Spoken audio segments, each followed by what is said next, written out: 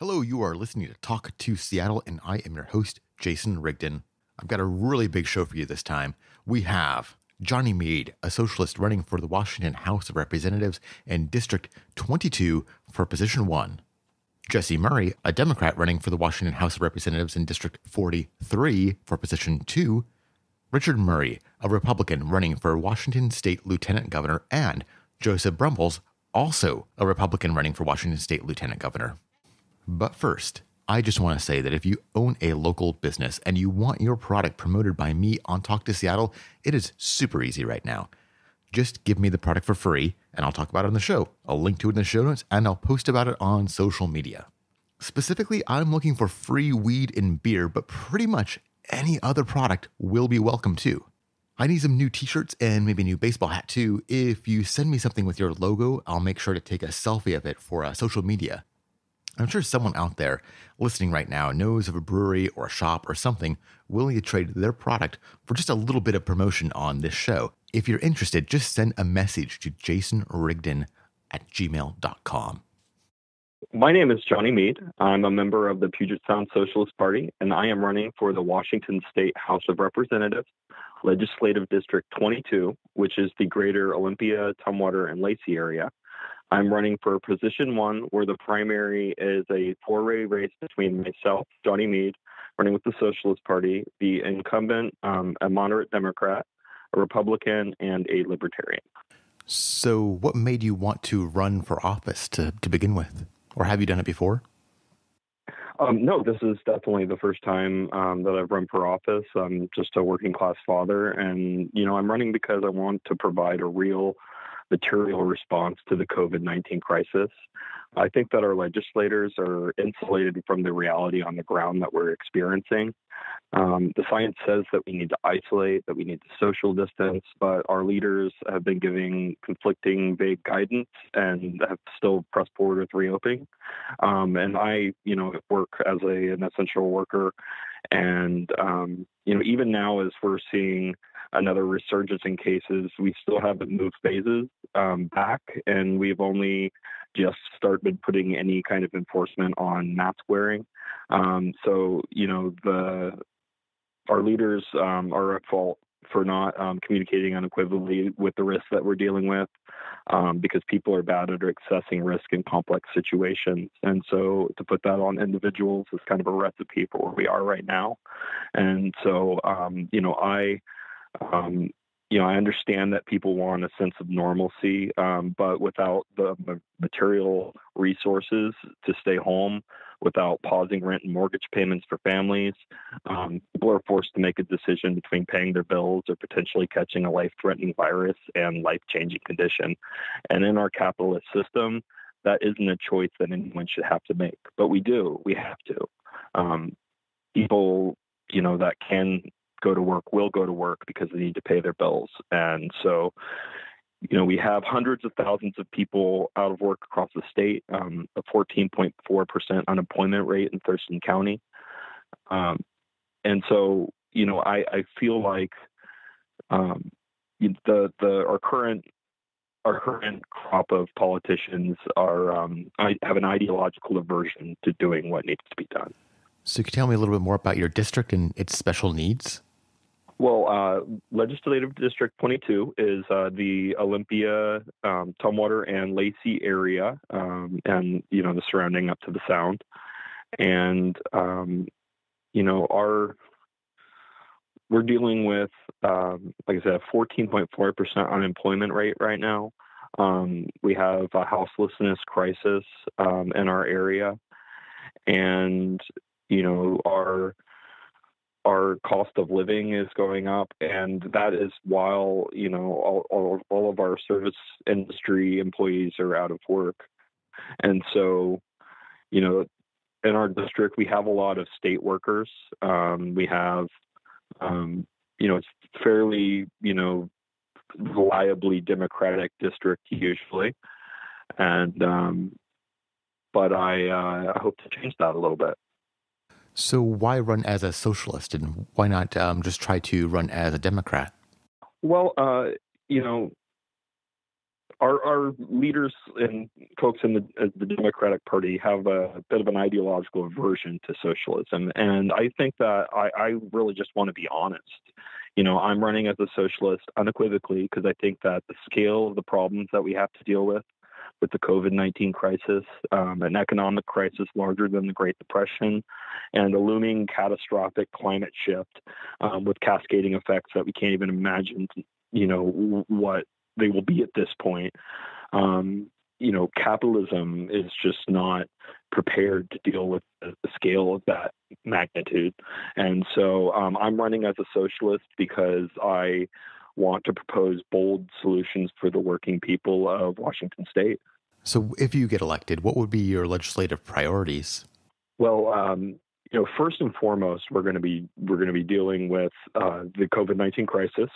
And we're going to be dealing with that in the middle of a budgetary crisis because the state is now looking towards austerity. The governor just furloughed state employees and making them take the hit for our budget shortfalls.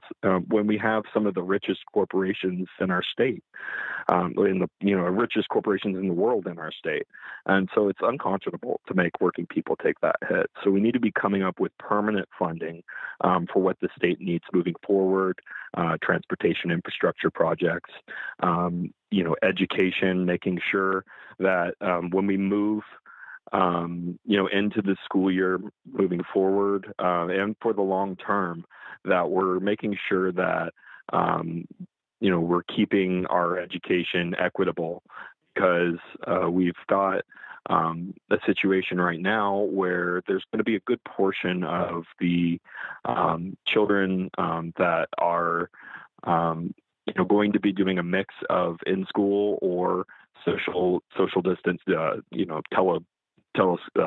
conferencing and online schooling, and we don't have a state resource for folks to be able to do that. Folks right now are getting their internet through CenturyLink or Comcast. When we already have an infrastructure set up to provide universal broadband to the people of our district, through existing infrastructure, that just needs to be a political will to do it. So we're proposing a universal public broadband plan to fill the gap, the educational gap, and ensure that there is a steady presence in the homes of children where they can have a regular school day, even if they are required to stay at home. We can provide some sense of normalcy for them. We have the infrastructure to do it. Right now, the state owns the infrastructure, the fiber lines, and then we lease that infrastructure out to Comcast, who then sells it back to the people. So we could just, directly sell those lines, partner with native tribes, with nonprofits for the ISPs, and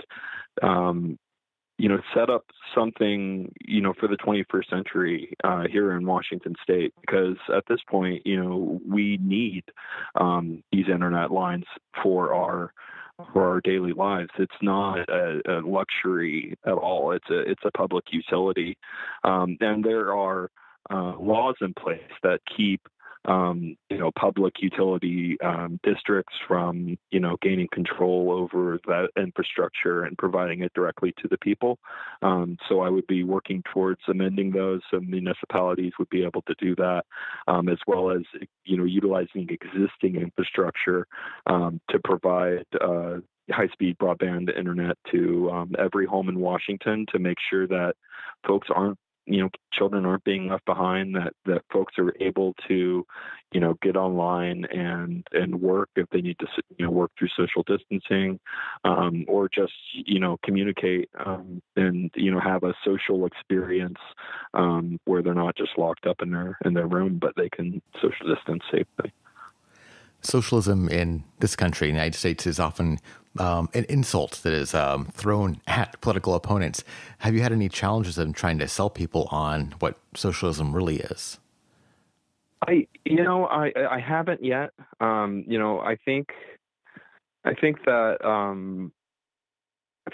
American people are ready for something different. People really can see that what we're doing right now isn't working.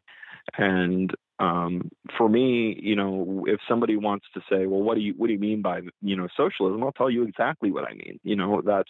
I mean that we need to provide material resources to the working people of our state, and make sure that we're not relying on regressive taxes on working people, and we come up with permanent funding solutions, whether it's a corporate, an amendment for a corporate tax at the state level. But there's common sense solutions that make sense to people on a base level when you explain it to them.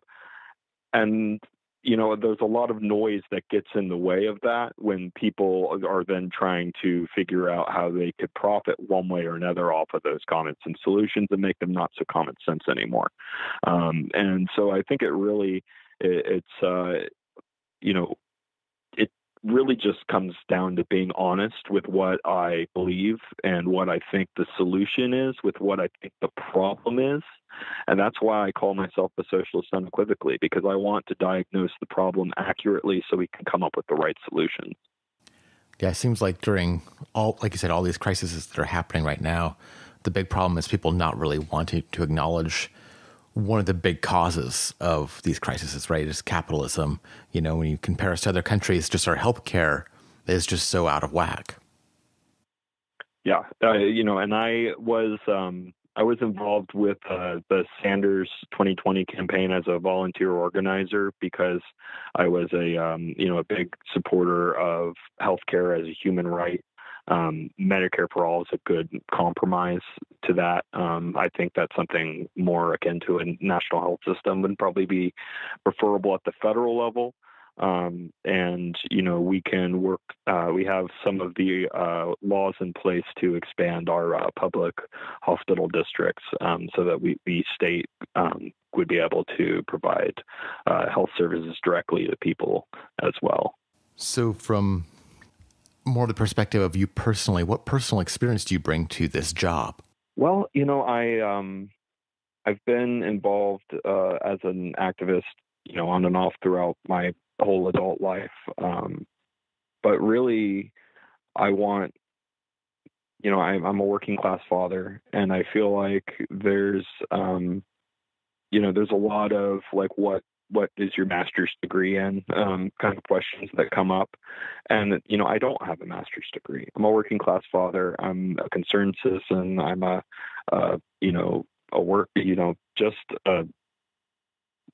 wouldn't say like your average Joe, but I am. I'm just, a guy who is concerned about my community, and I have thought long and hard about these issues over the years, and I have listened to other folks who have thought longer and harder on those issues, and I think that I can put forward solutions that speak to the working people of Washington.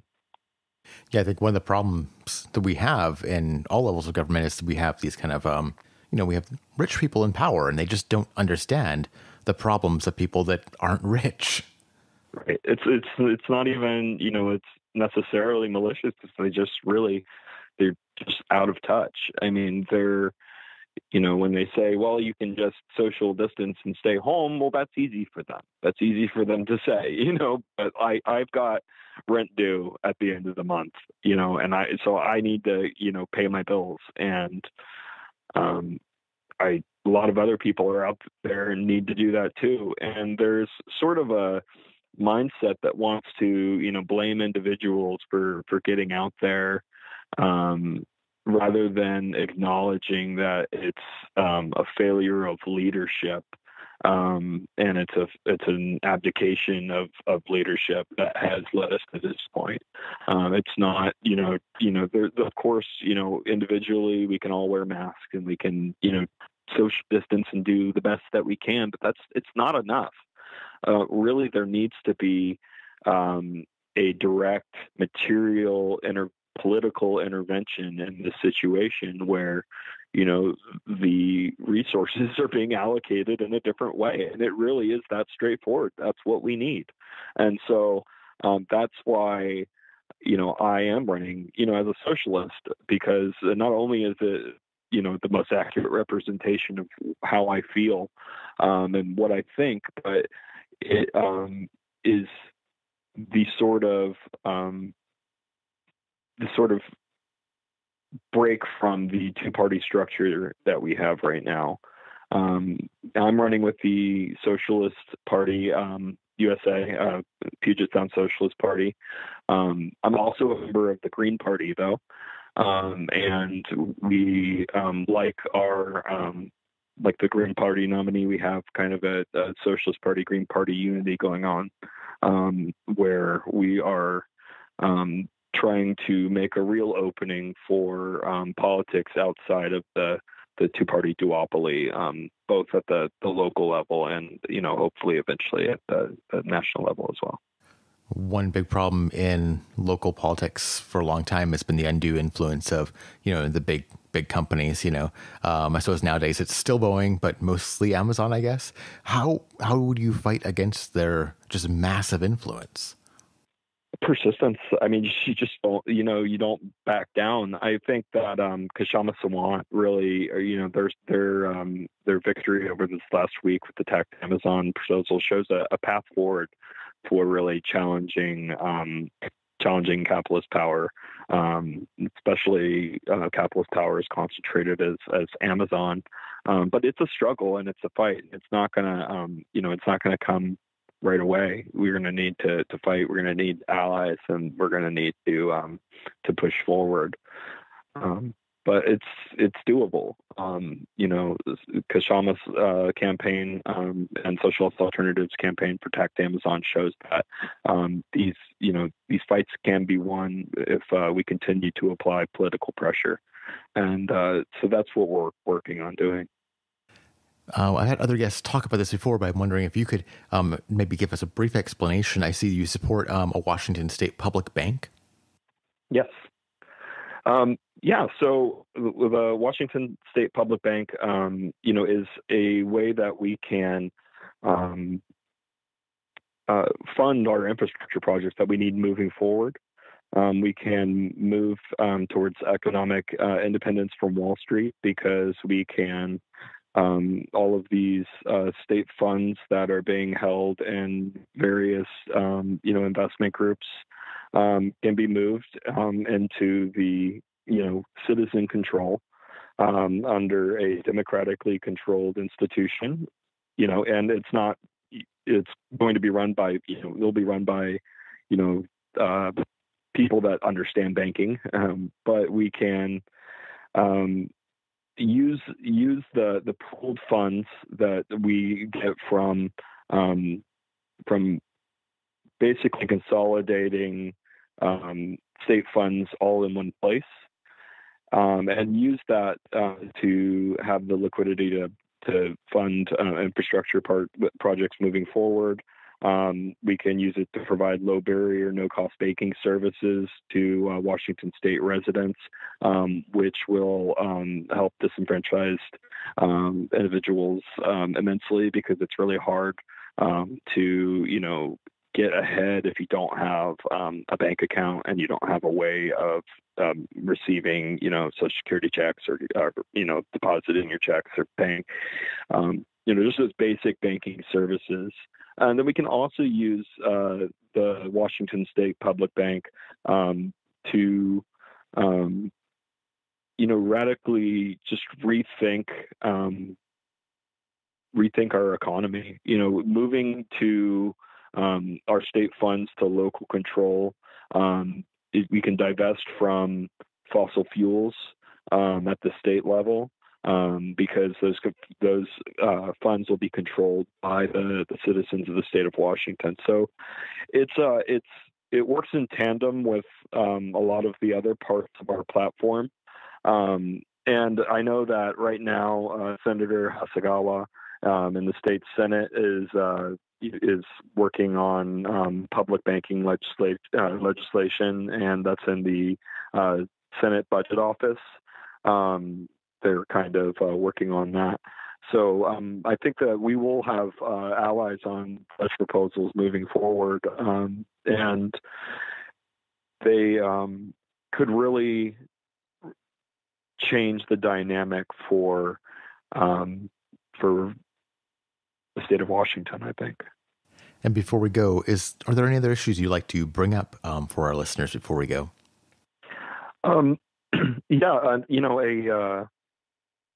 There's a lot of interconnected issues that are in front of us, and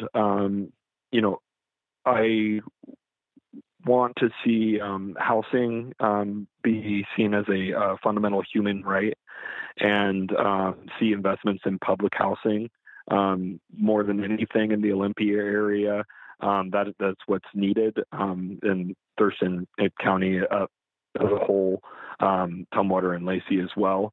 We need to do zoning adjustments to allow people to have tiny house villages, increase funding for low barrier shelters, and work just understanding that housing is a fundamental human right. Right now, a lot of our leaders have taken funds from, or not taken funds from, but have been influenced by developers to support legislation that is going to increase gentrification in our area. And I think that we need to make sure that any kind of development that we have with housing is going to mandate affordability, is going to respect the environment and the livability of the surrounding areas, and make sure that we are not ignoring, state regulations on the housing for what is needed environmentally before we do development. So I would say that our three main prongs on our platform is addressing the COVID-19 crisis, making sure that we have equity in education, and addressing the houselessness crisis. And those things can all work together. And if people want to learn more about your campaign, where should they go? Please go to www.jonny, JONNYFOR, wa.com, johnny4wa.com. And you can find me on Facebook at Johnny4wa, and on Twitter it's Johnny4wa as well. And that's spelled out JONNYFORWA. And we are always looking for volunteers for phone banking, and we have a Discord that folks can join as well to share posts on social media and get updates for events that we'll be doing. Well, thank you so much for coming on the show today. I really appreciate it, and good luck on your campaign. Hey, thank you so much for this opportunity. It's a pleasure. If you like Talk to Seattle, would you please tell a friend about the show? There's no media company behind this podcast. It's just me. I don't have any money for advertising, and I depend 100% on you to spread the word about this show. So if you like this podcast, tell other people. Maybe they'll like it too. My name is Jessi Muri, and I'm running for the 43rd LD for the Representative Position 2 seat. I think that's my home district. It's up here, right in Capitol Hill area. Yep. All right. Yeah. Would you mind telling us just a little bit about the district? Sure. It's actually one of two districts that is fully in Seattle. Like you said, Capitol Hill is in it, but it's actually, it spans quite a bit of the city. There's a bit of downtown, South Lake Union, East Lake, Montlake, all the way up through the U District and over to Wallingford, Fremont, and some of Green Lake even. So it's very much the heart of the city. It's a renter-heavy district, And it's a district that's been changing a lot over the last couple of years. And what made you decide to run for office? Yeah, I mean, I've been an activist for just about as long as I can remember. And coming to Seattle after college, that's when my activism started to blossom, I would say. On my 18th birthday, I was actually the survivor of a sexual assault on a day that I was visiting MIT as an accepted student. Changed my whole life. I didn't end up going there for school, but it really reiterated to me the power of our experiences and the power of sharing those experiences. And that led me to do a lot of activism in Seattle around preventing sexual violence, around combating rape culture, around opening up access to reproductive rights, and LGBTQ activism in particular. But, it hadn't been in the forefront of my mind to necessarily run for office.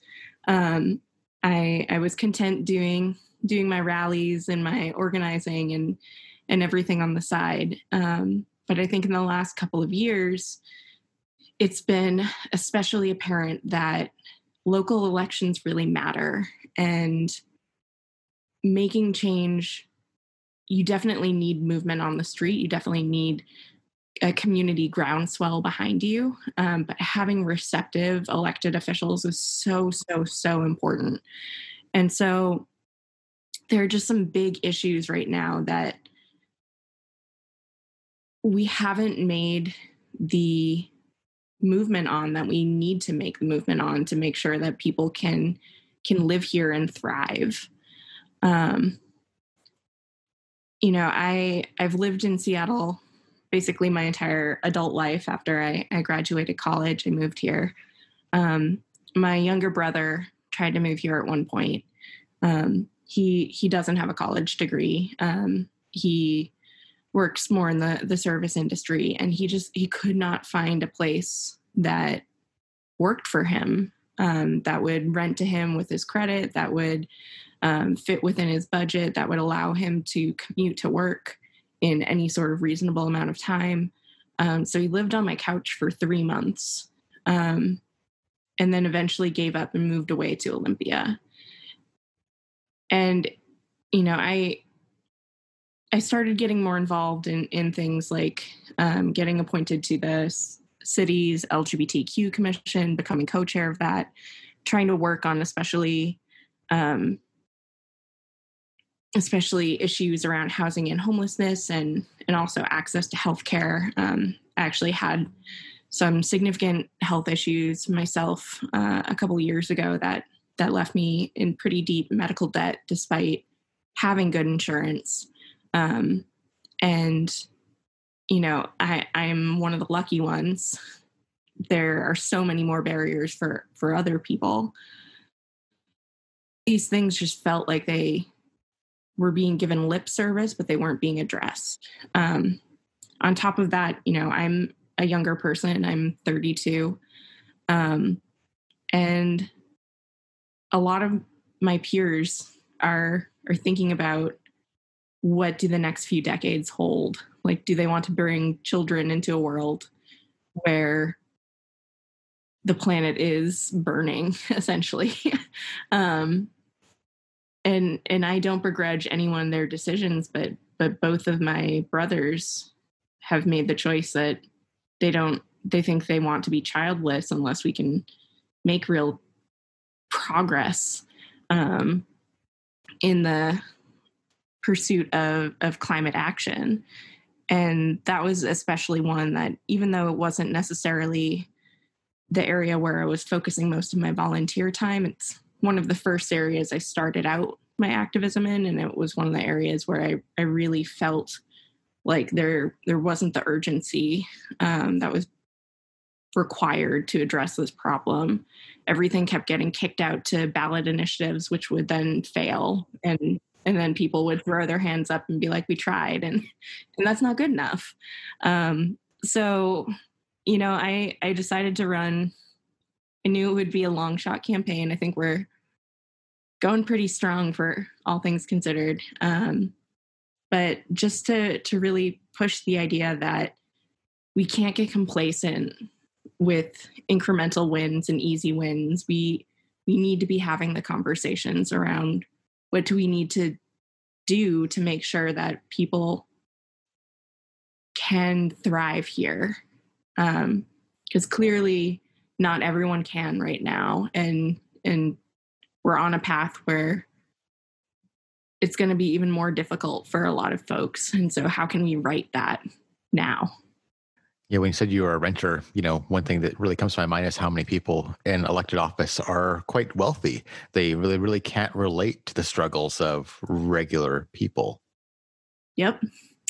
Yeah, it's, I think you can count the number of renters in the legislature on one hand, I believe. It's absurd. And when I first moved here, I shared a 2-bedroom apartment with actually, coincidentally, a friend of mine who moved here at the same time from Massachusetts, who had known since preschool. And that was in the U district, 2-bedroom, and had a washer dryer. It was great. My 1-bedroom now that doesn't have any of those amenities, doesn't have a dishwasher, doesn't have any of that, cost more than that 2-bedroom did. And that's just 10 years later. It's no wonder that people are being priced out of the city. We haven't addressed it the way we need to. Yeah, we have this thing where we price people out of the city, and either they leave completely. I'm in my 40s. Most of my friends have left the state, or they have to move so far away that they have this long commute, which is just adding more pollution. Yep. Yeah, no, being able to live near where you work is actually a really critical component in combating climate change. We don't need all of those extra emissions. I think some of that, as we're seeing from COVID, is being able to embrace telework more. So I hope that after this, that some people can, I hope they can go to restaurants and everything, but I hope that they can choose to avoid a commute without living right next to work. But we should also allow people who work in the city to be able to live in the city. So you're campaigning in a kind of a very unique time with, COVID. How has that affected your campaigning? Yeah, so I definitely did not expect my run for office to be in the middle of a global pandemic. It was not on my bingo card. But, I think there are a few ways it's impacted it. One, the original way I was going to win this was just by outworking the incumbent, by knocking on as many doors as humanly possible, by connecting with people who maybe haven't been reached out to, and doing that face-to-face, a connection that people really miss and people need in order to start to believe in someone that they haven't heard of. We've had to shift away from that, which is really unfortunate. But, I think that we've done a really good job with the situation at hand. I pretty quickly pivoted to a digital campaign. Obviously, digital doesn't necessarily replace voter outreach, but it does do a lot to, one, get my name out there to folks who are interested in being volunteers, who are interested in being ambassadors to the campaign. It helps connect with people who are interested in donating, because now mailers and are going to be of much more importance, and those cost money. And it does, leave a set of artifacts to talk about what my values are. So first I started focusing on doing weekly town halls. We've put them on pause for a couple weeks. We're hoping to get back to those and a couple more after ballots drop. But I'd bring in guests sometimes and just talk about different topics that were either things I care about, things that are represented in my platform, or things that the community just needs to know. And so these were not necessarily showcases for me as a candidate. When I had guests on, I would usually act more as the facilitator and not necessarily, do a whole lot of talking about myself. But I think that the topics that I chose and the guests that I chose were trying to be demonstrative of what I value and what kind of leader I would be in office. So first it was digital, focusing on getting endorsements, doing voter outreach as much as we can, by phone and that sort of thing. Working on trying to get endorsements. And now that we are in phase 2 we'll see how long, we're going to start doing socially distanced lit drop. So not the traditional canvassing, because we don't want the conversations with respiratory droplets. We want to make sure everyone's safe and everyone feels comfortable. But basically having volunteers go to targeted precincts and drop off flyers on people's doorsteps. So that's going to be one way to just bring attention to the campaign.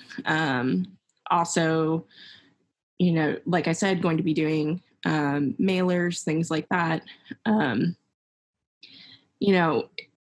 the hopeful world where I get through the primary and have a decent showing, I think that this is really the first step. I think there's still a lot of time to continue that outreach, to introduce myself to voters, to make sure they know what it is I stand for.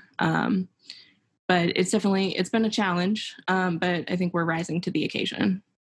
So what are some of the biggest issues facing your district that can be addressed at the state level? Yeah. Like I said, the district is really renter heavy. So housing is obviously of huge importance to the district. And I think that we have made some targeted investments in particular housing problems, but we have not looked at housing as a human right. And we've not made the investments at the level that we need to ensure that people aren't falling into homelessness.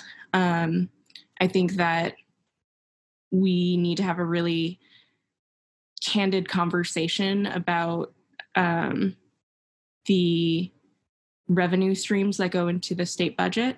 And right now, Washington has the most regressive tax code in the country, by which I mean the folks who are in the lower tiers of earning pay disproportionately much more of their paycheck in tax dollars than those in the upper tiers. And this is problematic for a bunch of reasons. One, lower earners those in the working and middle class have fewer dollars to save for emergencies, to spend on things that they need to survive. It also means that in times of crisis like we're in now, revenue streams like sales tax have plummeted. And so it's not robust to the ebbs and flows of the economy. And so in order to make the investments we need to make in housing, in social housing, we need to be really examining not just examining, we need to take action on progressive tax reform. And so I think those things are very tightly coupled, but they're beyond even the investments in housing. There's a lot more that we can do to make sure that renters can have the same level of stability that homeowners do. Homeowners have mortgages often, which is essentially rent control for homeowners. They know exactly what they're going to pay every month for the next 30 years. And it's not fair that renters don't get that stability. Again, talking about my brother, after he moved away, he's actually in California now.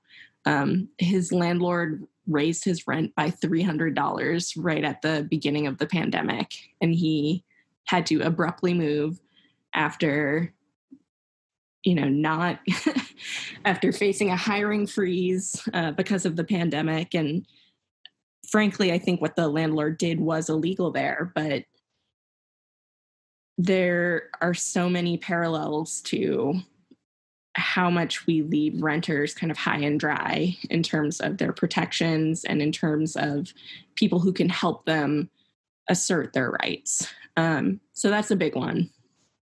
I think public transit is also a huge issue for the 43rd.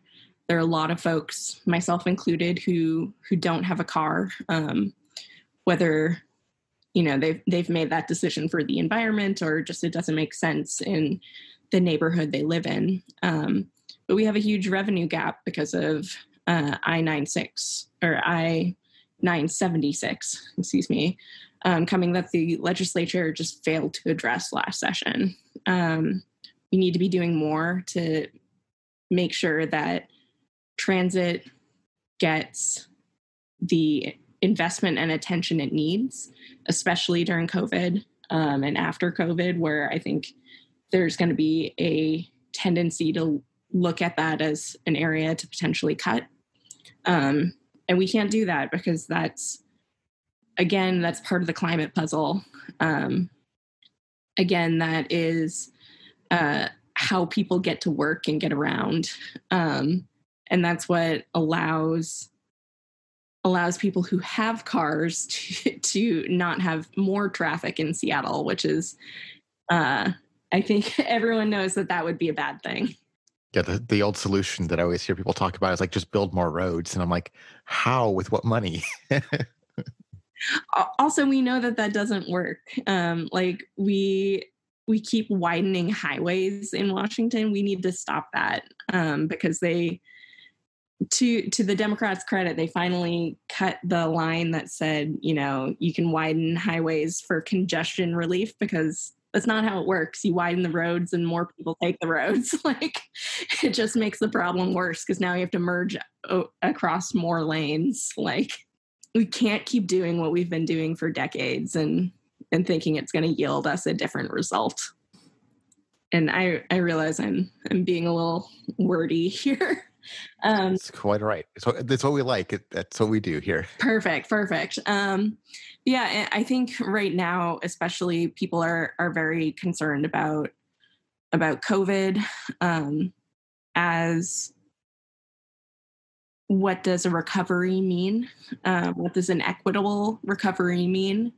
I think there's a lot of opportunity to use the plans we make for recovery as an opportunity to also shore up our green infrastructure, to create good green union jobs in building up new energy infrastructure, to divest from fossil fuels, to focus on expanding public transit and things like that. But that's obviously just one part of the picture. People need actual rent relief. People need assurances that, this thing isn't going away anytime soon. And so how can we expect people to continue to work without adequate childcare? How can we expect people to work from home without adequate access to internet? There's a lot there's a lot that needs to be done to make sure that we don't just widen the income gap, that we don't just destroy small businesses, and that we don't leave this particular pandemic, more entrenched in the bad parts of our system than ever before. I think this is really a time for us to look at the social safety net and say, where has it failed us, and where has it failed especially the most vulnerable, and what can we do? Yeah, going back to what you said about an equitable recovery. I mean, I think back to 2008 and saw how that recovery went and how, so many of us were left behind, and it's just so much worse this time around. And just so many leaders just don't want to talk about it. Yeah. And thankfully, people are pushing the conversation, because we saw that in 2008, the assumption was, if we can cut our way out of this recession. No, we can't. That's not how it works. This is a time when we actually need to be injecting more capital into the system so that people can survive. Because otherwise people are going to go hungry. They're going to get evicted. This is the toughest time that we've faced in my generation. In probably most living people's memories. And so this is not something that we can simply cut our way out of.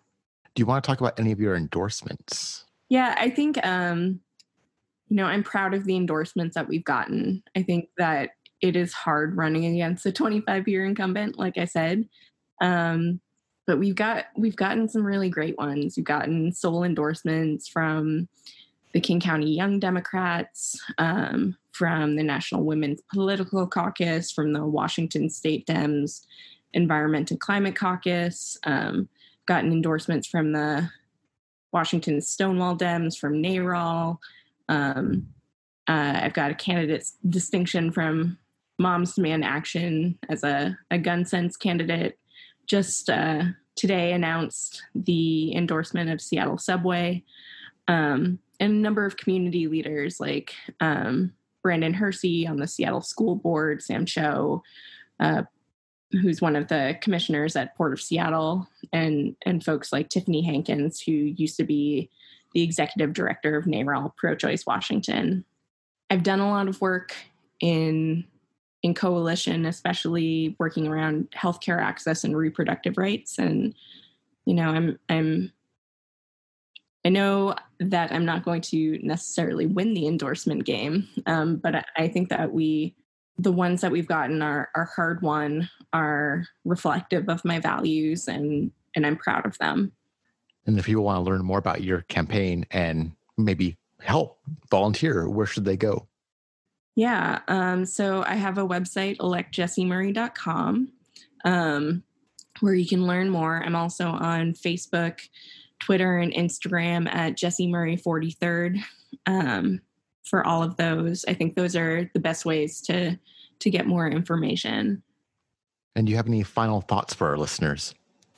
Yeah, I think one thing that we didn't really touch on right now is, obviously the 43rd has been kind of the central point for a lot of the protests in Seattle. And, I think there's a reason for that. I think the 43rd has been significantly gentrified. I think that we're a district that values actions over platitudes, and that really does want to see the community taken care of by our government instead of punished. And so, I think that moving into the special session, moving into the next legislative session next year, obviously many of these issues are more city or county issues, but I think there's a lot that can be done at the state level as well, at least in terms of the carceral system, issues around cash bail, issues around funding community programs for especially marginalized communities, so that we disrupt these systems that were built to oppress, especially Black and brown people. And so I think I would be remiss if I didn't bring that up. I think that's definitely going to be something that is front of mind and something that we need to address, and we need to address while we have a movement of people behind us to hold us accountable. Yeah, it's a little bit tough to address everything right now because there's so many things happening at once. For sure. But like I said, all of these issues that are hitting a boiling point right now didn't come out of nowhere. We had longstanding issues that we were in this kind of delicate balance where the people in power address them just enough to placate people. And once we reached a tipping point, it became clear that that wasn't enough. And so we need to do more. We need elected officials that are going to actually listen to community and address their needs. Well, thank you so much for your time, and good luck on your race. Thank you. If you want to give me feedback about the show, please email me at jasonrigden@gmail.com. That's just my name, jasonrigden@gmail.com. That email address is also linked in the show notes. I'd love to hear any feedback, any suggestions, any criticisms, but mostly I just like to hear your fawning praise. Okay, my name is Dick Muri. I'm a candidate for the Lieutenant Governor for the state of Washington. Thank you so much for coming on the show today. Could you, this may seem like a silly question, would you mind telling the listeners what the Lieutenant Governor does in the state? Well, the Lieutenant Governor is the governor in waiting. If something happens to the governor, if he leaves the country, or if he leaves the office, the Lieutenant Governor becomes the governor. So you have to be ready to be the chief executive officer. And also then you're president of the Senate, and you run the Rules Committee, you run all the parliamentary maneuvers. You got to really understand how the legislative process works. So you are a senator who gets a vote only if there's a tie vote, which there's 49 senators, so there's normally not a tie, but if somebody's absent or abstains or doesn't, then you can, and if it's tied, then you can break the vote. So it's not too much different than what the vice president of the United States does. It's kind of the same. And then you also sit on a lot of boards and commissions and make appointments and for certain things. There's some offices. Yeah. And what kind of experience do you bring to this position? Well, one reason I'm running is because I bring the most experience than anybody else who's running by far. There was 4 pillars that somebody said you ought to have. You ought to have some federal or military experience. It says, Dick, you were 22 years active Air Force, retired as lieutenant colonel, traveled the world, command experience. I could go on forever just talking about my military experiences, which were really, really good. So that's a good thing to have. And then, education is over more than 50% of the budget. It's the primary duty of the state government, the state legislature, and that's why over 50% of our budget goes to primary school education. So do you have any understanding how education works in the state? And he says, yeah, you were on the school board for 7 years in Stillicum, and you were the assistant ranking on education for 6 years. So you have that pillar. So that's 2 pillars. The other thing is you got to understand how cities, towns, and counties work. Dick, you were on the county council in Pierce County for 9 years and did a lot of boards, commissions, made a lot of legislation. You know how municipal government works. And then the most important thing is, do you understand how the legislature works? You were on the legislature for 6 years. You could not invent a better candidate to do what you're doing. And I said, well, but I'm 60, so I'm a little bit getting a little old. And he says, hey, the leading candidate for the Democrats is Denny Heck, and he's a year older than you. So, yeah, so not a problem. So, and as my wife will tell you, I'm the Energizer Bunny, and I still haven't calmed down yet. So that's why I'm running. I'm very experienced. I think I can, and I'm known as somebody who gets along with everybody. If I was in a contest, I'd probably win Mr. Congeniality. I like people. I like working with people. I don't care as long as you're fair and open, let's work together and see what we can do to move our state forward. So you have a really remarkable history of public service. What drives that? I think it was I learned that from my dad. My dad was always helping neighbors, friends, getting involved in the community, and I'm the oldest of six, and I just, I'm always been in sports. I'm a team player, even though the sport that I'm best at is an individual sport, and that's wrestling. I actually am in the National Wrestling Hall of Fame. A lot of people don't know that. I'm inducted because of my many years of wrestling, coaching, and then advocating for the sport. So, but that puts a little bit of fighter and feistiness in me. But I've always, when I coach wrestling, I always said, sportsmanship above all else, and to make sure that you shake hands with your opponents and say good match, and you win with dignity and you lose with dignity. I like doing things, and I'm very active in the community, whether it's Kiwanis or the veterans programs I belong to. I'm the membership chairman and program chair of our Kiwanis Club, past president, and we now have the largest Kiwanis Club on the West Coast, little town of Steilacoom, 183 members, ninth largest in the country out of 8,000 clubs. It's all about community service and making my community and my school district better. So I'm very involved with kids. I'm very proud of my 4 kids, adult kids. 3 of my 4 kids are school teachers, public school teachers. And I'm a big advocate, as you're probably going to find out, about, I really believe my degree's in public health, environmental health. I believe one of the solutions to having a cleaner environment is to go all electric. I was the recipient of the first National City Captain of the Year award from Plug in America, which was funny. I was down in Los Angeles receiving the award, and there was this big audience of a couple hundred people and receiving my award, the first ever, and for my work up here in the state of Washington. And one of my comments was, I think I'm the only Republican in this room, and somebody from the audience yelled out, "No, there's one other." So I said, everybody laughed. I said, "I want to meet him." I did. And he was actually also a big guy into electric airplanes, which I think are going to be, electric airplanes can, especially for short haul, 150, 200-mile range for moving cargo and people, they're on the drawing board. They can do that. So batteries. It's always a matter of weight, and but I don't go into that details. I could bore you forever on electric vehicles and electric airplanes, electric everything.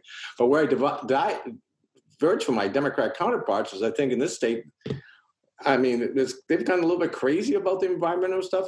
We're the only state in the nation, or maybe Oregon, I think one of 2, that doesn't consider hydro to be renewable. Hello, California considers it renewable. Everybody else considers it renewable. It rains a lot. It's renewable. I also fairly big proponent of nuclear. I think, and even some of the environmentalists are now coming that way. There's going to be nuclear power, and if you look in 50, 100 years out, especially with some of the new smaller reactors they're going to come out with that are much safer and cheaper, that's where we're going to produce a lot of the electricity that we're going to need, the continuous electricity, to charge our cars, charge our vehicles. As far as I'm concerned, I'd like to see within my lifetime that 90% of all vehicles mile traveled in the state of Washington are electric. And not only that, it's less imported oil, balance of payments, and all that money that we use to drive electric and stays in the state of Washington. I heat my house with heat pumps. I even, starting 2 years ago, have a battery-operated lawnmower. Which Wow. People say, "Oh, you should get a riding lawnmower." I says, "Hey, this battery lawnmower, you just push a button, it goes on, you flip a lever, and it moves whatever speed you want it." So it's pretty simple, So, I'm a big proponent of the environment. It's funny. I was, if I hadn't gone to the Air Force and flew airplanes, I might be an epidemiologist today. And the reason I say that is, my roommate in college and my next door neighbor growing up in high school, my roommate for 4 years, we all took the same courses. We both got our public health degrees. And I went in the Air Force and ended up in the Puget Sound, from Massachusetts boy, from Ashland, Massachusetts. And my roommate got accepted to the University of Washington for his master's program. And both of us married local girls, settled here. And he is now, Dr. Turnberg, and he is the director of epidemiology for the state of Washington. Lives in Seattle, so we laugh, and he says, our lives took different turns, but when we both ended here in the Puget Sound and fell in love with, got married, and also fell in love with the region. If you're a lot of New Englanders like the Puget Sound area, it's just a little bit milder and a lot less bugs. So the lieutenant governor's position is kind of unique, but if elected, what would be your priorities? My priority would be make sure that everybody in the legislature, all bills that have a chance to be heard and brought to the floor and just work well. The current incumbent hadn't always done that. And I'd like to also be a little bit more visible in the bully pulpit to represent a little bit of what Republican values can be. I'm kind of a Rob McKenna Republican. If you want to compare me to Republicans I really admire, it'd be Rob McKenna, Slade Gordon, and people like that. I think the Republican Party needs to be of good ideas, good people who want to do good things for people. And I would think that would be nice to have somebody, Kim Wyman. I love working with Kim Wyman, another Republican who's moderate, who's nice, and the nicest guy you'd ever want to meet is Dwayne Davidson, our state treasurer. Not only he's the most qualified treasurer, when he had 38 out of 39 state treasurers endorsed him for his election when he won in 2016, but he's probably the nicest guy you'd ever want to meet. He's just pleasant to everybody, professional, and above board. Have to have the highest levels of integrity and ethics. That's one thing I've been told. Of all the candidates running, you want Republicans that are running, especially, you want somebody who's I'm the only one that's ever been elected. I've been elected 7 times, and I've been fully vetted. If there was any skeletons in my closet, believe me, they would have come out a long time ago because they would have found them. And people ask me, "Do you have any skeletons in the closet?" I says, "No. Thank God they didn't have Facebook in my college days, but that was just craziness, That was Animal House type stuff, nothing ethically challenged." Well, with all that history of holding office, you must have a lot of experience of kind of working across the aisle with folks. Yes, I did. In fact, I haven't said this to anybody, but I guess I can release it now. I got pulled into the House Minority Leader's office one time, and he goes, "Your seatmate, who's Christine Kilduff, state representative, who's a Democrat, you and her have sponsored so much legislation together, and she has said so many good things about you on the floor, and you've said so many good things about her on the floor. What's going on here? Can you tone it down a little bit? We want to." So my seatmate was a Democrat, and honestly, we got along better than some of the districts where the House members were both Republican and both Democrat, and they didn't get along, and wouldn't talk to each other. But we used to sit down in each other's office, look at proposed legislation, and we decide who'd sponsor and who'd be co-sponsor and all that. And so we were known as a pretty bipartisan team down there, and I really admire her. We differed on a lot of major issues, but on some things, but a lot of things we agreed on, more things than we disagreed on. We've got your priorities of what you want to do. It seems like you really want to try to bring people together, and you care about the environment. Are there any that are like priorities for you that we should know about? Well, one is education, and a lot of it came down to this case just decided about 3 days ago, and that is the Espinoza case, not to be mixed up with Maya Espinoza, who's running for office of superintendent of public instruction. But this is the Montana case that overturned basically what's called the Blaine Amendment.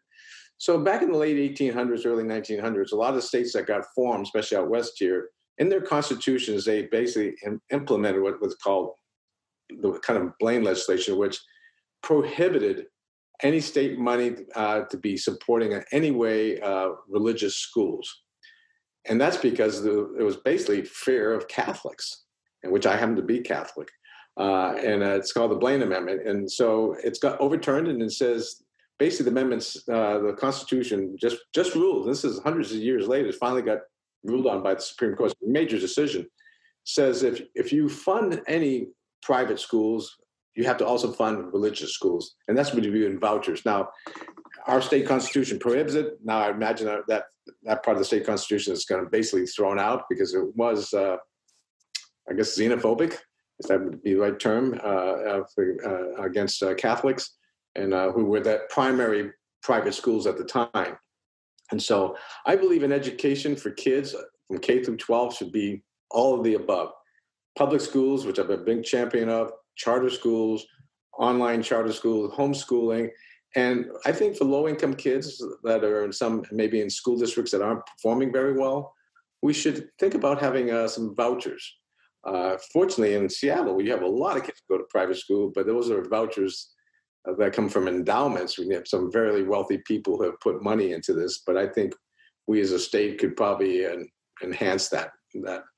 I really believe a lot of what we require is education, especially for those who come that are in poverty, who are not getting a good education, despite how much money we're throwing at them. It's not about money. These urban schools, some of them are just not as functional as they could be if they were in the suburban areas. So education to me is a priority, and you start from the kid and work up. It's not about teachers, it's not about the adults. It's got to be about the kids. And we always said it's about the kids, but in reality, a lot of times you're down there, it's all about the adults, And I'm not a big proponent, as you can imagine, of the Washington Education Association. I think they have to be a challenge to a lot of what's going on in this state. So this is the show is called Talk to Seattle, and Seattle has got a lot of Democrats. Would you mind sharing why you are a Republican, if you can? Well, I'm definitely pro Second Amendment, which is I believe that's one of I think the Second Amendment makes sure the First Amendment stays. I think it's part of our Bill of Rights. I do believe in school choice and education. And I think the Democrat Party has been truly usurped by the teachers union. I tend to be pro-defense, military. I think the military our military is a wonderful organization, and I think the Republicans tend to be more pro-defense. I really believe in local control when it comes to schools. Let me tell you, the most worst legislation I've seen in 6 years, and every Democrat voted for and every Republican voted against it. That was this House bill, I think 5685. I don't know, but referendum 90 is where we got the signatures overturned. So not only was this sex education, I think, inappropriate for some of what they're teaching at certain grades, but it was completely unnecessary. If Seattle has a vision of what sex education should be in the Seattle School District, you can teach it. We're not going to stop you. Steilacoom and Snoqualmie and Sequoia and all this, SELA school districts, all those other districts, 295, they can teach what they want to teach. And that's what makes America worth. We have cities in town that differ, school districts down, and yet we have this top-down approach that just came in from. And so that one vote alone will show you where. I also got involved in Referendum 88, which was to overturn Initiative 1000, which overturned Initiative 2000. I really believe that we need to become a society where race and ethnicity doesn't matter. And I think that's eventually going to happen someday completely, because there's so much intermarriage going on. And so, one of my biggest supporters, and in fact, she's now on our school board. Her mom's Japanese, her dad's African-American, and she married a white guy. And I said, so her kids are what? Americans. They're a blended family. This is the future. I have nieces and nephews now that are, multi-races. That's great. That's what we should be. When my parents married, though, it was kind of it was almost a little bit that. My dad is Italian-American. Muri, Giuseppe and Luigi were my grandfathers. My mom's English-German. She's Protestant. My dad's Catholic. And when they married, that was controversial at the time. And now we laugh at that. And I think we need to get beyond race and religion and ethnicity and everything when it comes to who we are. We're eventually going to become a tribe of what we call Americans. And we're all going to, eventually all look like, somebody says we're all going to someday look like we're from Northern Africa or Sicily. As we blend, become one people. It might take hundreds of years to do that, but I really believe that we need to treat everybody equally and fairly and kindly, and start talking about, what what tribe you belong to, and whose lives that matter. It's all be fair and equitable and be open. I think one of the best things happening now is all these cameras out there. If you do something stupid, it could be videotaped, and that's good. I want it to be, especially if you're breaking the law or hurting somebody. So I guess I have a utopian view of the future, and I hope that with my 4 kids and my 11 grandchildren, who I'm very proud of, all doing great stuff. Do you have any final thoughts for the listeners before we go?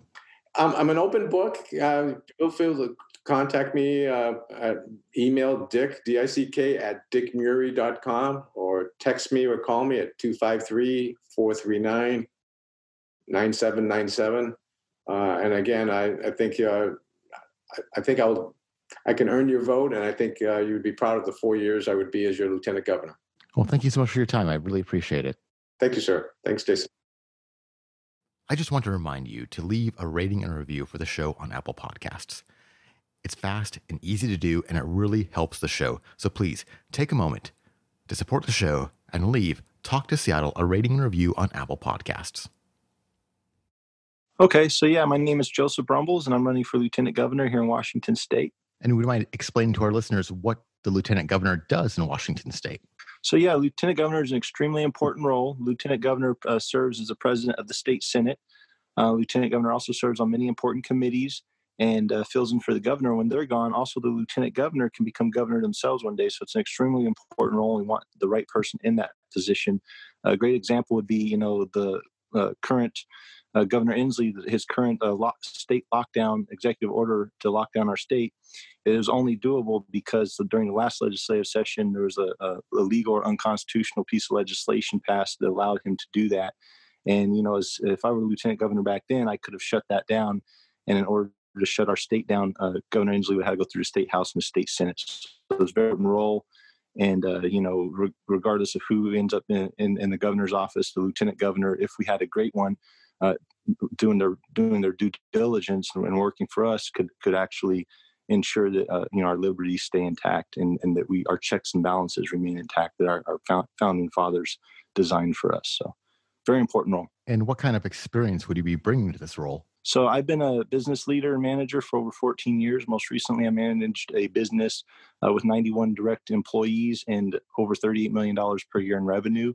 So I think I have the people skills as well as the business skills and management and leadership skills in order to not only go to Olympia and hit home runs, but to also help to take our state back and liberate our state for all starting in 2020. So a great example of that would be, what I say to Cindy, I can't necessarily say to John because of perception and so on and so forth. And then what motivates John may not motivate Cindy. So, I've taken a big part of my experience in my career throughout my life has been learning different personalities and how to manage and lead people. And I've been kind of applying that to the political field, and it's been working very well for me. So I want to use that, and I want to, to our benefit, we the people, and help take our state back. And you kind of touched on it. I think your first answer was, what do you think are the biggest challenges facing Washington State that the lieutenant governor can have influence over? So lieutenant governor can have a lot of influence over a variety of things, right? I think right now one of our biggest issues within our state that really nobody else besides me seems to be touching on is the fact that our state government as well as our state parties seem to have been heavily infiltrated with folks who are not what they claim to be. So, they represent their interests and special interests, but they do not represent the people's best interests. And I really want to go to Olympia. I want to help to expose and to replace these I call them fake representatives. I want to help to expose them so that we can replace them and put real representation into place and take our state back. We must do this in order to take accountability back to Olympia, and I aim to do just that. If we do not, if we just let these folks continue to play the game or give in to get along as they have been, they're really not representing any of us, regardless of partisanship, and we deserve real representation. So that's what I represent. And what party are you affiliated with? So I'm affiliated with the Republican Party. That being said, I'm running my campaign. I'm aiming and fighting for a united Washington. So I am the only candidate in this race who truly aims to be everyone's representative. I believe that when you run for office, you need to be honest about what you are. So I'm a constitutional conservative. I'm an oath keeper. I believe in our Constitution and upholding our Bill of Rights. But that being said, regardless of Democrat, Republican, Independent, or Libertarian, I aim to represent everyone. I aim to fight for you and fight for us and take our state back and to put a real representation in the office.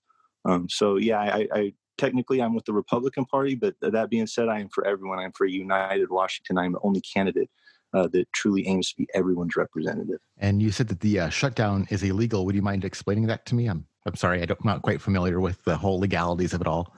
Yeah, no worries. So anything that's unconstitutional is an illegal law. So the U.S. Constitution is the supreme law of the land. So when you run for office or when you take an office, you swear to uphold an oath to support and defend our U.S. and state constitutions. And not only is the lockdown unconstitutional as far as the U.S. Constitution goes, but it's also unconstitutional with our state constitution. The U.S. Constitution, a great example of why it's unconstitutional would be our First Amendment, our Bill of Rights, our First Amendment rights. So Amendments 1 through 10 are our Bill of Rights. They are not what gives us our rights. They are what tells the government what they cannot do. And our First Amendment rights gives us the freedom of speech or freedom to peacefully assemble.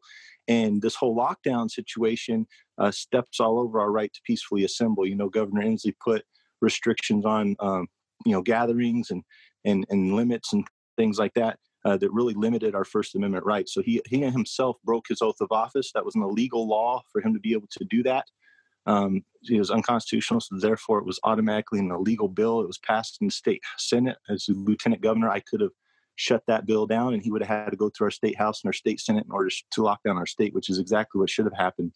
We have checks and balances for reasons. So that's why it's illegal. Anything that violates our Bill of Rights is an illegal bill or an illegal law. How do you think the state should have addressed this pandemic? So, I think it's obviously a very important situation, a very dire situation. We needed to definitely be on top of it. The way I would have liked to seen it happen is I would have liked to have seen an emergency session called. Obviously the governor should have responded immediately with whatever powers that he could and to temporarily help to protect folks and to get the ball moving or rolling. But he should have then also we should have convened a special session with the state house and the state Senate so that our reps could have figured out the next best practices and what to do next. I mean, we should never violate anybody's constitutional rights, and we take an oath not to. We take an oath to uphold and support and defend those rights. So he should have done just that. And I think that could have very well happened. Our rights could have been, maintained. It just, we needed to, if he would have convened a special session and we would have kind of brainstormed it a lot better and figured it out as a group instead of just the governor and his role, his circle of supporters and influencers. So would this be more of like an idea of getting more buy-in from people, or like would the effect of the policy have been changed at all? Yeah, I think so. I think we could have done a lot more. I think we still could do a lot more. We need to reopen our state. We need to reopen our state economy. I feel like we didn't look at the big picture, and they're still not really looking at the big picture. A lot of folks, regardless of partisanship, again, this affects everyone. And, a lot of folks have been out of work. Our unemployment system has been completely, over, I guess, ran, with the situation and overworked, and it's inefficient right now. So, I mean, we have people who, we have a huge military population here within our state, people who have possibly have PTSD and things like that. I mean, the suicide rate, we need to take that into account. People who can't pay their mortgages, they can't feed their families, they're waiting for unemployment that's not coming. I mean, meanwhile, the suicide rate's going up, things like that. So there's a big picture to look at, not just the coronavirus, which is also a horrible situation. So, I think we should have looked at the big picture, and, we definitely should have got the proper PPE and so on and so forth, but we need to reopen our economy, and we needed to do it, 2 months ago. So, yeah. And getting to that economic effects of the whole situation we're in right now, what would your recommendations be for us going forward? So moving forward, I think we need to, fast forward to the next phase. I believe it's phase 4. We need to get to the next phase, and we need to open our state economy as soon as possible. They're already talking about budget shortages and this, that, and other moving forward because of this. I mean, it's horrible. We don't want this to end up snowballing into a way bigger issue than it needs to be. I think, meanwhile, we do need to support folks on and help to create awareness on wearing the proper PPE and taking proper precautions to be safe. But we also, need to reopen our economy. So that's what I would recommend moving forward. I mean, it's kind of a little late to call a special session, but I do think a special session could still be beneficial. But I don't think it should be focused on a whole variety of topics. I think it should be focused mainly on this coronavirus situation, how to get our economy reopened and to protect folks. What are some of your other priorities kind of outside of the kind of economic crash we've experienced in this pandemic? Yeah, so I have a lot of priorities. I mean, we have a lot of issues, right? So at the top of my list, though, is, I'm for, my goal is to be everyone's representative. So I don't have to be a moderate or I don't have to sit there and tell people what they want to hear and kind of not, be a fake representative in order to be everyone's representative. What I can do is I can uphold my oath of office, and I can focus on many bipartisan issues, right? So many bipartisan issues mean things that affect everyone that's very important, such as, our state economy, getting it reopened, as I mentioned, but also other things like family court reform. I'm a single father. I had to go through the family court system. That's what made me politically active. So I'm focused, on family court reform, on election integrity reform. We have horrible flaws within our state election integrity. Our election system needs to be, fixed. So I would be focused on that as well. Everybody's vote should count, again, regardless of partisanship. Everybody cares about green or clean energy, as I do. But I think where the disconnect is there is the cost and everything associated. So if we put clean and affordable energy together, now it's something everybody can care about, right? And everybody can focus on it. And we have the technology now to where we can have clean and affordable energy. It does not have to be one or the other. So that's a focus of mine. School reform, I think that our school system needs to be reformed.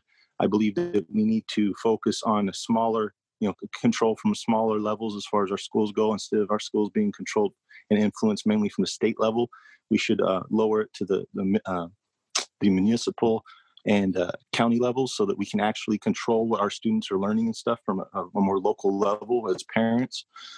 So those are just a few things. We need to lower our taxes. We have some of the highest taxes in the country, second highest gas taxes, yet they're still $4.5 billion short on transportation budget. And they had to move around 7% of our gas taxes to things that they weren't even, to put it to where allot it to things that it wasn't intended for. So we need to audit different programs and different tax areas. And we need to bring accountability back to Olympia. And that's a big thing I'm focused on: smaller government and higher quality of life for everyone, lower taxes. So those are just some of the things I'm focused on. But mainly, I'm also focused on bridging the divide. We need a united Washington, not a divided one. So can you talk to me a little more about your concerns about election integrity? Because that's kind of like so fundamental to our system of government. Yeah, so election integrity is a huge deal within our state. Sam Reed, our former Secretary of State, he was the one that he's the big proponent of mail-in ballots. Well, when he left office, he had gotten mail-in ballots instated.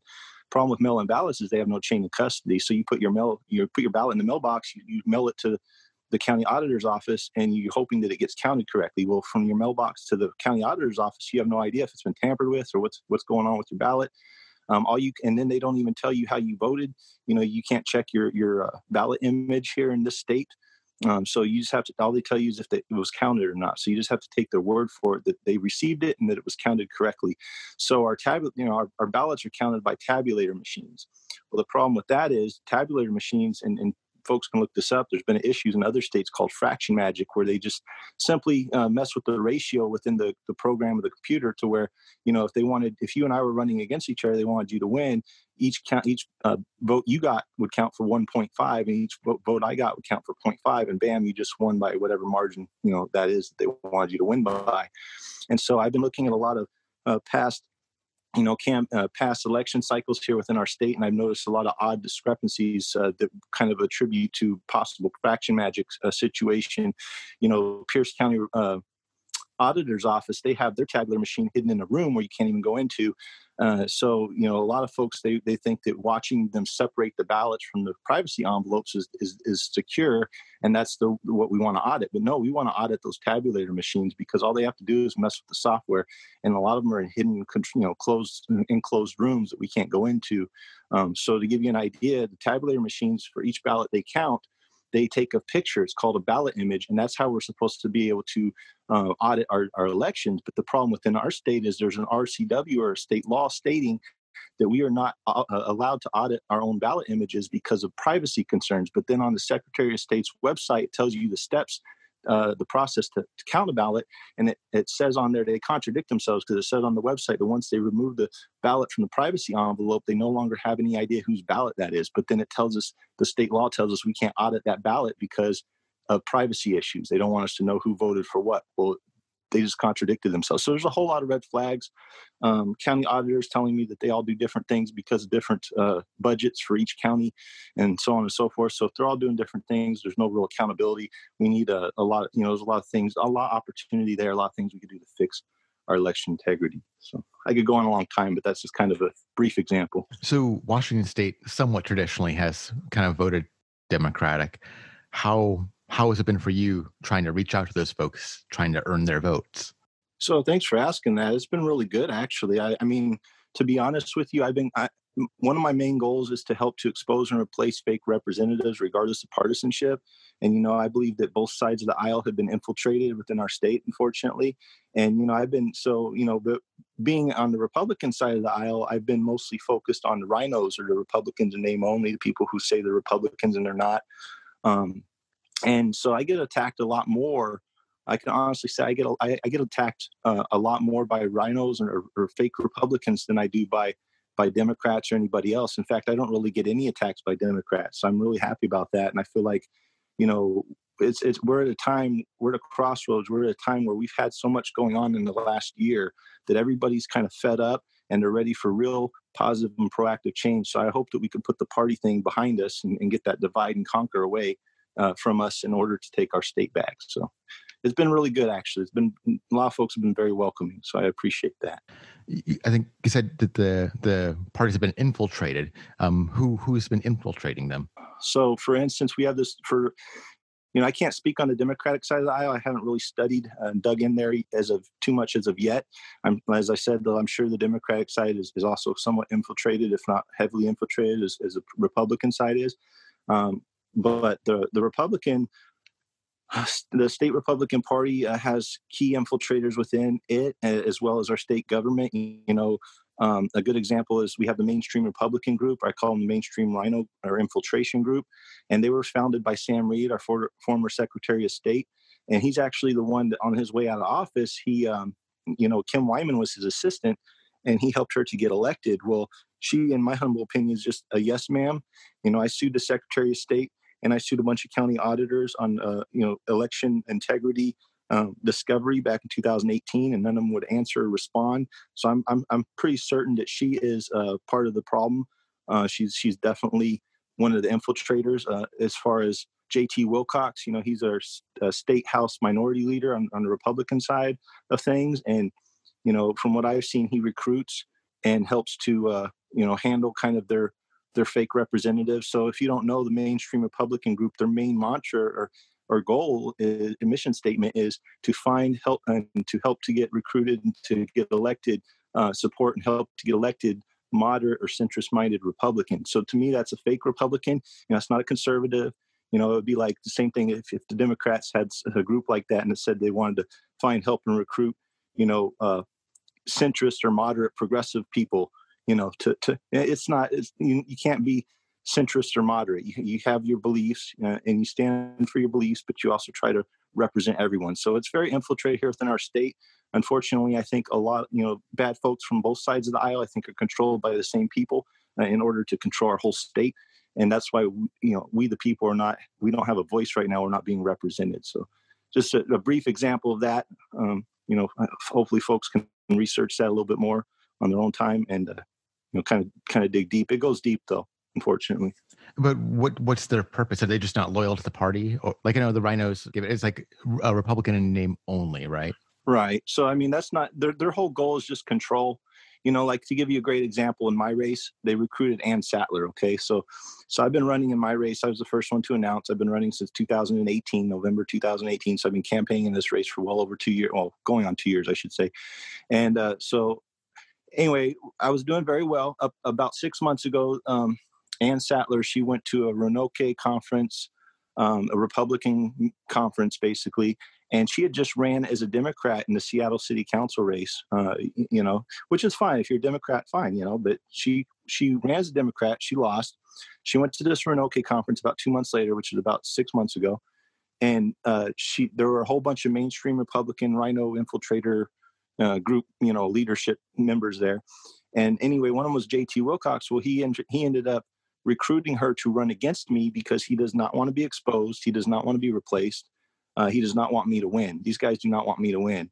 And so they recruited Ann Sattler to run against me. Well, Sam Reed was in on that. And just to give you an idea, Sam Reed, the founder of the mainstream Republican group, a former Secretary of State, he has a degree in political science. So what did he do? What did they do? They found Ann Sattler. So Ann Sattler, let's dissect her for a second. She's a woman, which, great, but there are more women voters than male voters. So that's a plus, right? She was a Democrat. Now she's saying she's a Republican. So you add that to the equation. Now she can say she's part of the walkaway movement, which I know real walkaway people, and they don't agree with her. But they can use that. And then also, if they're trying to sell the Republican Party as being the big tent party, the accepting party, the party of Reagan. So if you don't accept her as a Republican, then now you're a bigot. You're whatever. You're not accepting. You're not a true Republican. So I've seen them use those tactics, and so they're thinking that she can win because of all these things, and that's why they recruited her into the race. So that's just a great example of what they're doing. Ann Sattler is a prime example. And unfortunately, she, if elected, wouldn't represent any of us. She would represent special interests, because to me, that's what this group is. It's just a special interest group. They promised her their support. And if she ran as a Republican, so she said she's a Republican. And coincidentally, she just got a de-endorsement from the NRA. So she is not a conservative, and it shows, so. It's another big issue right now, and that I imagine will be going into the legislative session, is the questions about police violence. Do you have any thoughts about that? I mean, we keep on seeing all these videos, and I mean, the protests just seem to be never ending. Yeah, I'm a big proponent on supporting our police, but at the same time, I've seen some things throughout my lifetime, and I believe everybody needs to be held accountable. So I'm also a big proponent of all the police having body cams and us taking the proper due diligence, precautions in order to ensure that everyone's treated fairly. And there's bad people in every group. So I definitely believe in accountability, and I believe that that doesn't stop with the police. They need to be extra accountable, since just as I would as a representative, representing folks. So I need to be what I say I am, and just like they need to be, what they claim to be, which is for the people and to protect the people. So we need to definitely ensure that that's the case, and that the checks and balances are being met, and that these people are being held accountable. So I think body cams is a big plus. And I'm not sure what else as of yet, to be honest with you. I think that we need to form a committee. As being, as Lieutenant Governor, I could help to formulate a committee that could study that and research and figure out what exactly do we need to do to ensure that everybody's treated fairly. So I would definitely do that. And in the interest of fairness, I asked my last candidate for this position this question. The elephant in the room. What are your feelings about Donald Trump? It really seems like I don't think we've ever had a more polarizing figure. So the thing about Donald Trump is, here's the thing, right, wrong, and different, like Donald Trump, don't like Donald Trump. I don't think Donald Trump's the issue per se. I think he's being used as a divide and conquer tactic. If you don't like Donald Trump, don't vote for this person. Or if you do like Donald Trump, vote for this person, or, so on and so forth. So I think he's being utilized as a divide and conquer tactic. I really do, and it makes me sad. Not that it's him, that anybody up in that high and within our government is going to be used that way. So I don't want to see the divide and conquer. I want to see us bridge that divide, and I want to see united Washington. As far as Trump goes, I don't like everything he does. I'm definitely skeptical, just like everyone else. I think he needs to be held accountable, just like any president would. And when it comes to him, that's a federal office. I think we need to focus on our state and taking our state back and liberating it for all, again, regardless of partisanship. And I don't think Donald Trump's going to come help us to do that. So, I mean, honestly, as a state candidate, I don't wave the Donald Trump flag, and I don't penalize the guy or whatever you want to call it. I'm not going to throw him under the bus either, but I do think we need to focus on our state, and we need to take our state back. And I do think Donald Trump's being used as a divide and conquer tactic. Our time's almost up. Do you have any final thoughts for our listeners? Yeah, please, if you guys have a moment, check out the campaign. It's josephbrumbles.com, or it's like Rumbles to be at the beginning. I am the only one in this race who is standing for a united Washington. I am standing for everyone, regardless of partisanship, Democrat, Republican, Libertarian, Independent. I aim to stand for you. I will stand up and fight for us. We need to continue to expose and help to replace all these fake representatives, regardless of partisanship. I started on the Republican side of the aisle, just so you know that how sincere I am about it. But yeah, I think, if it were up to me, we would get rid of parties altogether. It would be, let's elect folks based on merit and what they're going to do for us, because they need to be servants of the people. They are not leaders of the people. And, I believe in liberty for everyone. So please check out the campaign. And I'm very active on Facebook. Please reach out if you like to. You can also call me. My phone number is 702-501-3599. I have no problem with anybody calling me or texting me. However, I'm a single father, so if you call me unexpectedly, it may be a little noisy. Well, thank you so much for your time. I'll make sure I have all of your links in the show notes. Okay, thank you. I appreciate you, and thank you for your time. Thank you for all that you do. You've been listening to Talk to Seattle, and I have been your host, Jason Rigdon. Thank you so much for listening. All the links for all my guests will be in the show notes. You probably noticed this episode is a bit different from most of my previous episodes. Instead of releasing a bunch of episodes all during the week, I'm just going to release one once a week. Ideally, this is going to be on Monday mornings. I don't think I'm going to be able to release this episode on Monday morning, but hopefully going forward we will. Once again, thanks for listening and have a great day.